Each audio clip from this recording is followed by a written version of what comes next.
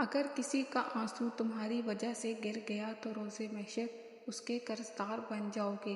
اگر تم ایسی باتیں سنو جو تم کو ناگوار معلوم ہوتی ہیں تو یہ معلوم کرنے کی کوشش کرو کہ کہیں یہ صحیح تو نہیں ہے۔ قرآن کو کبھی کل نہیں پڑھا جاتا، قرآن ہمیشہ آج پڑھا جاتا ہے، اسی وقت، کیونکہ کل کبھی نہیں آیا کرتا۔ ہر وہ بات جس سے گناہوں کا دروازہ کھلے اس سے اجتناب کرنا یعنی بچنا ضروری ہے۔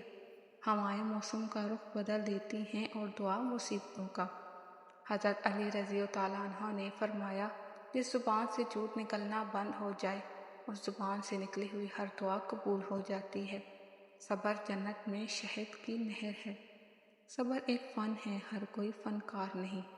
اقبال نے توڑ دی تسبیح اس لیے، کیا گن کے نام لوں اس خدا کا جو بے حساب دیتا ہے۔ ساری زندگی اسی فکر میں گزر جاتی ہے کہ لوگ کیا کہیں گے۔ آخر میں لوگ صرف اتنا ہی کہتے ہیں، انا للہ و انا الیہ راجعون۔ کسی کو برباد کرنے کی سوچ آپ کی بربادی کے لیے کافی ہے۔ گرتے آنسو اور ٹوٹے دلوں کی قدر صرف اللہ جانتا ہے۔ وہ صرف عبادتوں والوں کا ہی نہیں، ندامتوں والوں کا بھی رب ہے۔ پتھر میں ایک نقص ہے کہ وہ کبھی پگھلتا نہیں، لیکن پتھر میں ایک خوبی بھی ہے کہ وہ کبھی بدلتا نہیں۔